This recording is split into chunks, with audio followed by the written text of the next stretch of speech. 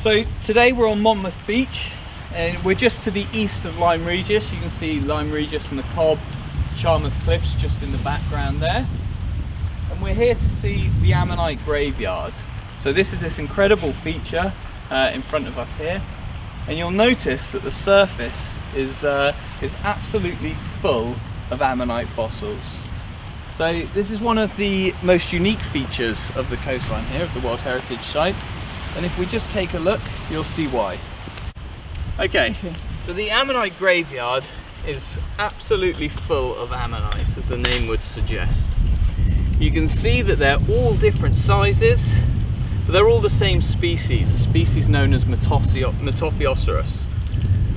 Now, if you look closely, these ammonites aren't typically what you'd expect from Charmouth and Lyme Regis. They're not 3D, they don't have the bright, fantastic colours that we typically associate with the fossils here.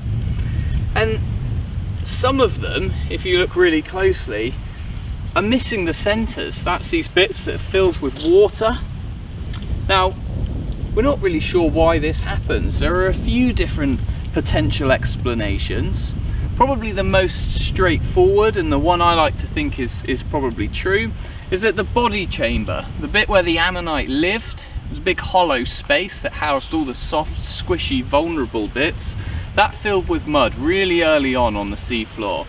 And so because all that mud was really jam-packed in there, it was protected from compaction and all the burial that would have happened afterwards. So you can see in the cliffs behind me how much sediment and how much rock was laid down, and you can anticipate that there's a huge amount of weight in that as well that would have crushed these fragile ammonites. But you'll notice, if we have a look at this one here, the middle's gone, and you can see that that's filled with water. Now the middle of an ammonite is different to the body chamber. It's known as the Fragment Cone. And if you look really closely, if we just have a look at this one here, you'll notice that it's made up of series of chambers. Now these chambers would have held the gas or water, and the ammonite could regulate the contents of those chambers in order to float or sink within the water column. You'll notice these really intricate patterns on what are called the septa, so the walls that separate each of the individual gas chambers. And these would have provided an internal resistance, and they would have progressed round as the ammonite grew. What probably happens is, because as you can see, these are blocked off, they wouldn't have typically filled with sediment. So as all those layers got laid down, these were fragile and they got crushed and flattened, and that's why we find the middle of the ammonite is missing and the outer wall is preserved.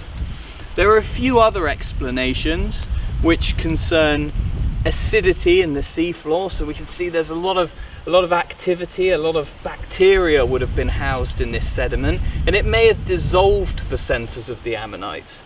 But I prefer the first theory, I think.